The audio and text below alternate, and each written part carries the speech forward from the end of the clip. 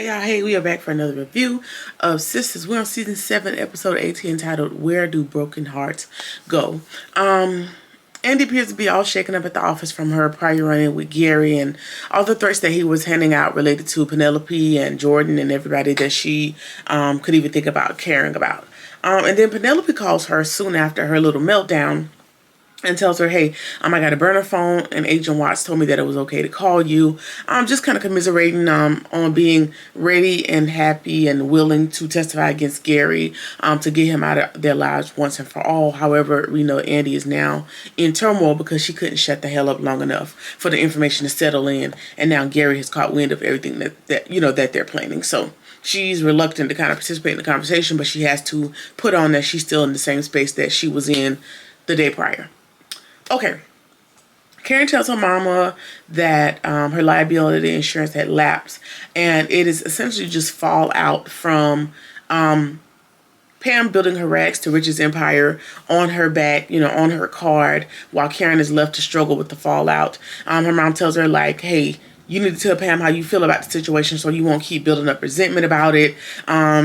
And she says, hey, you may also be entitled to a little cut of the rags to riches empire because she used your business credit card to fund that business. She houses it in your salon. She promotes it and sells it out of your salon. So you might be able to, not really get some get back, but get some compensation for your pain and suffering by way of telling her, like, hey, I need a percentage of rags to riches because you kind of built that off of my back. And I understand. I get it, but I don't believe that Karen would have come to that conclusion on her own, and I don't even know if she cares. Maybe she just considers it helping the Pam out as a friend. I don't know. They're barely considered friends by the way she talks to Pam, but I don't know. We'll see how it goes. A young man named Damani from corporate communications comes to the bank, and he's there to interview Sabrina about her recent promotion that she received to put it in the bank's newsletter. She's taken aback, but she is pretty historical in her own right in the fact that she is the first Black woman to hold the branch manager position in the company's entire history.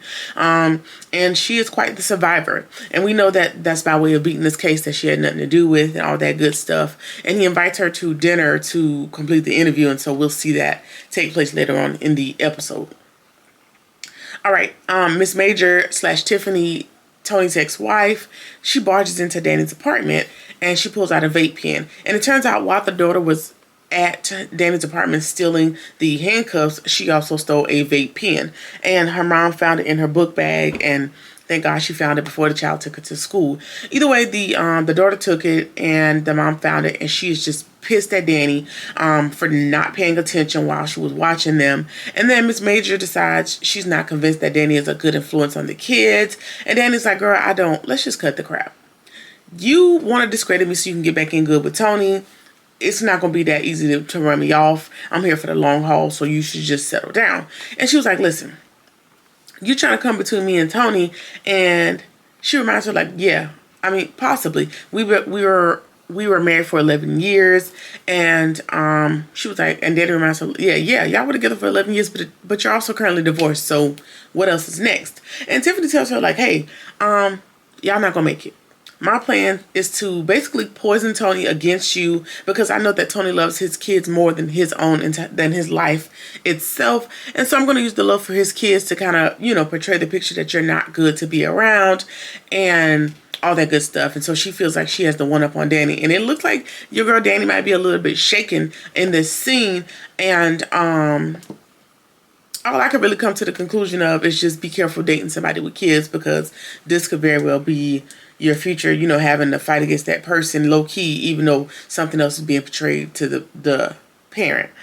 And I don't know how this is going to fare well because like she did make a point in the fact that, Tony's a very active dad and he loves those kids more than life itself. So you coming in with your little 2 cents or whatever it is ain't going to fare well, but we'll see, how that fight goes. Okay. Tamar goes to Gary's office and he's less than thrilled to see her. He has been avoiding her. He ain't been answering her texts and calls since she sent that little, what he calls a doctored video in attempts to blackmail him.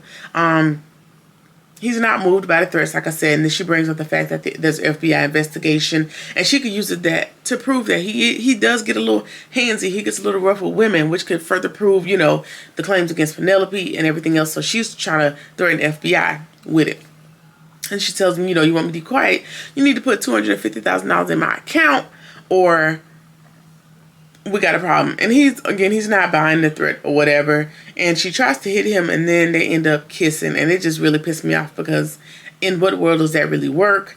Don't really know. And then he tells her, like, look at you. It's just simple. I can have you whenever I want you. And I don't even want you. And dismisses her. And so now she feels played with. And she's like, I ain't the one to play with. I ain't the one to play with. But Tamara only has one ace in the hole, maybe two. If she can get Fatima back on her side, she might be able to leverage something that way, which Fatima has already washed her hands, because you got too far gone, because your mission was Hayden, and you done created a whole nother conflict over here with Gary. Or you're going to have to, because I think she works for Madam, maybe call in a favor to Madam. That's the only other person that may have more leverage than Gary. But girl, ultimately, this might be a fight that you have to fight on your own, because you wanted to get too big for your britches, and now you're in this conniption, which ain't really a conniption. Just be done with it, because you're not gonna get the money. You may not be of any benefit to the FBI, because they already have Penelope and Andy. You might just have to just take that one on the chin. Who knows? All right. Karen calls Zach and invites him to the ultrasound appointment later that day. Then she tells him he can also invite Fatima. And, she's okay with it. Karen is reluctant to do so, but she's just trying to foster some sort of peace, I guess, at this point. Danny is telling Tony what happened with him and Tiffany earlier on in the day. And she tells him, listen, you need to do something about Tiffany, and you also need to do something about your daughter taking things that do not belong to her. And and Danny's like, listen, you need to whoop that ass. You need to do something, because stealing ain't really, ain't my vibe. And so you need to talk to her. And then he's like, listen, I'm not willing to whip my kids. And, that's traumatic. I ain't trying to do that every time they make one little mistake. And he knows, he acknowledges that Tiffany was wrong in her approach. But he also thinks that Danny needs to be more careful when the kids are at her house. And we know that this is not going to go well, because this was the first interaction with these kids in Danny's home, in her space, and there were two offenses from the same little girl in Danny's home in their first interaction that you helped yourself to by letting yourself into her apartment with the kids while she was not there to childproof the house. So the threat of, she needs to be more careful does not apply in the situation, because she was as careful as she could be with the situation you presented at the last minute. Am I wrong? Let me know what y'all think about it in the comments. I just don't think like you giving Danny a whole lot more cross to bear when there's some other people that needs to hold some accountability as far as your child, her touching things that don't belong to her, and your ex-wife, first of all, barging into my apartment, handing out threats. When I don't, that ain't really all Danny's issue to bear. Whatever. Andy's trying to tell Fatima, she's tried to tell her a couple times throughout the episode, like, what's happening, because Fatima knows, like, something ain't right with my girl. I need to check in and see what's going on, but we don't get to it because Miss Willis shows up, and now we gotta hold her off, and while Andy gets herself together, and so we gotta have another confrontation. So it does not appear that she's able to let Fatima know what happens in this episode. Danny goes to the hair salon, and she tells Karen, like, hey, I'm sick and tired of the back and forth. Let's just go ahead and have the conversation. Let's hash it out. And if we need to be done as friends, let's talk about it. Let's put everything on the table. Let's be done. Danny feels like she can't do nothing right to Karen. Like, she's kind of like the poor little bald-headed stepchild that they're all doing her a favor by just being her friend. And I can agree with Danny. Like, it gives that sometimes.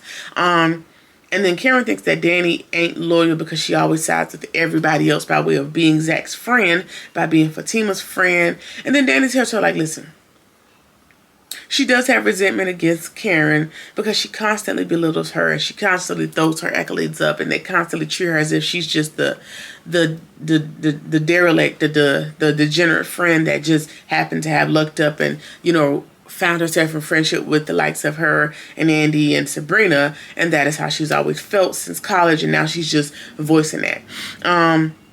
It's been this way since college, but she's past it. She's done with being made to feel like that, and they end up kind of making up and bonding over her current situation with Tony and his army baby mama, Miss Major, and tells her like, hey, this situation with Tony and his ex-wife gives me more credence to, be able to better empathize with your situation, because if y'all were kicking it with Tiffany, Tony's ex-wife, then I would feel a way as well. And so that better helps me understand your position, Karen. And so they make amends, they apologize, and we're done with the Karen and Danny saga, hopefully.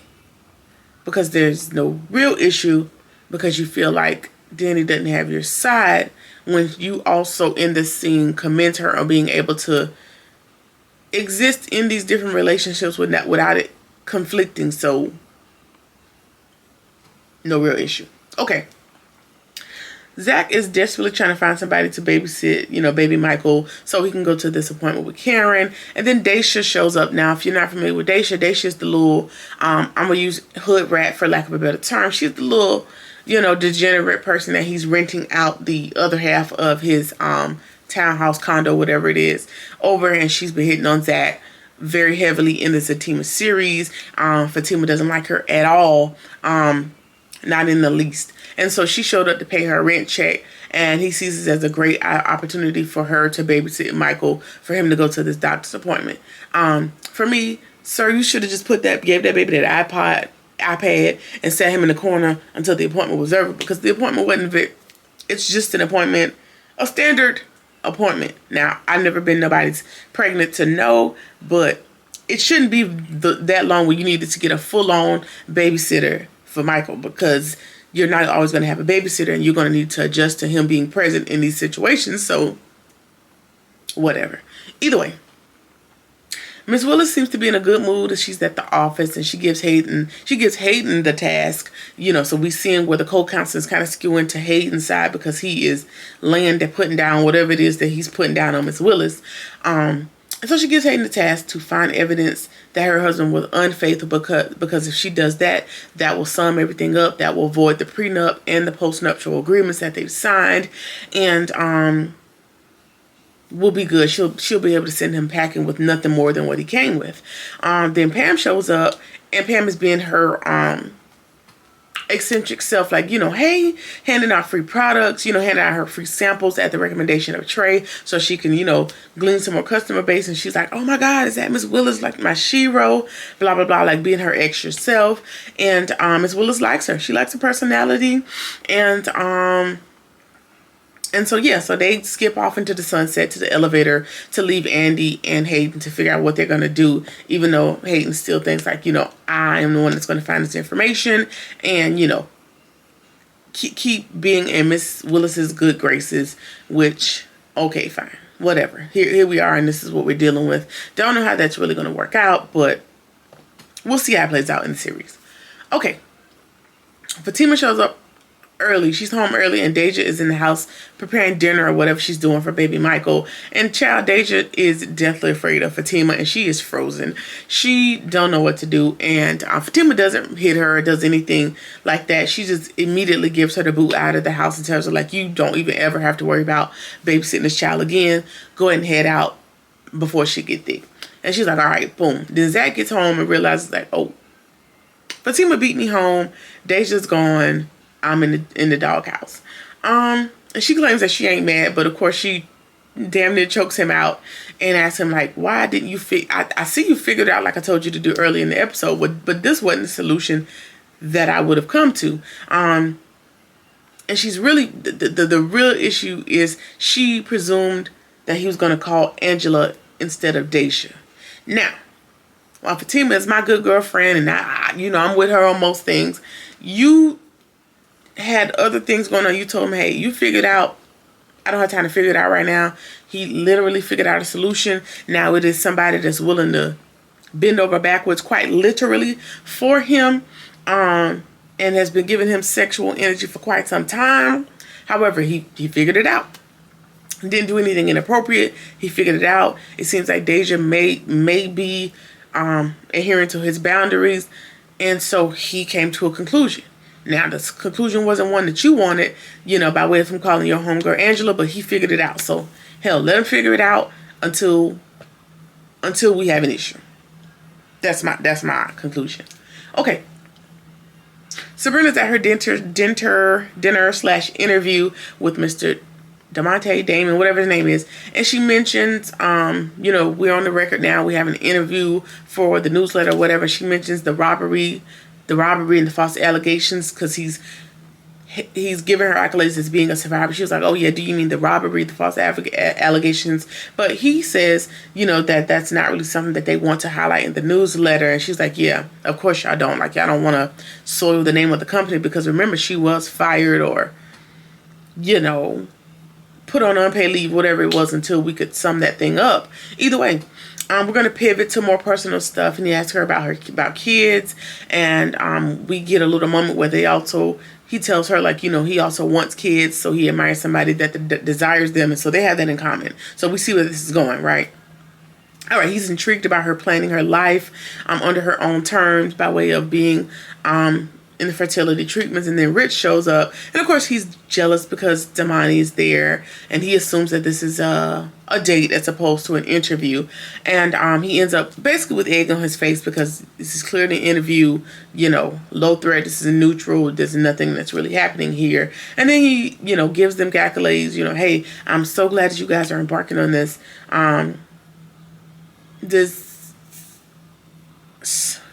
I keep wanting to say in vitro, but that's not what it is. But for lack of a better term, because I can't think of the word, this in vitro journey together, and y'all trying to have a baby, fertility journey, and y'all trying to have a baby. And she mentions like, hey, we are not on the same page. I'm on this journey alone, even though we are together. And so, of course, that is going to continue to come up. Of course, Rich is not going to be on board. Sabrina's going to still be on her own missions, and we're going to be able to have more in common with Mr. Damani. Of course, my projections for how that's going to go. And so that is how that part wraps up. Andy goes to Jordan's place, and she tells him that they ain't working out. And she's doing it through tears because she knows she has to break it off under Gary's allegations to ruin his life and put the mafia on his trail and potentially, get him unalived. So she's got to do to protect Jordan. And so she thinks that everything that's ever happened to him and Penelope is her fault by way of Gary being obsessed with her and wanting her. And so she's decided to end things before things can get too deep and before things can get so much worse for everybody else. And so she doesn't really give him a chance to, make his mark or plead his case. She ends it abruptly and she walks out. Of course, she doesn't want to, but this is what she has to do for the future to protect Jordan, Penelope, protect everybody's lives in this instance. And, it's a decision I would have made for the well-being of the people that I love. So I don't blame her. And that is how, the episode ends. Next time we see Damani asking Sabrina about a donor, so this is where Damani's probably going to come in as a long-term character. And then we see Miss Willis want some more of what Mr. Hayden is providing, child. And it's grossing me out, but this is what we have to deal with. Either way, that has been season 7, episode 18. Let's talk about it in the comments. What do you think about the episode? Like, comment, share, subscribe, or whatever it is that you feel like doing. And I'll see you in the next one. Peace.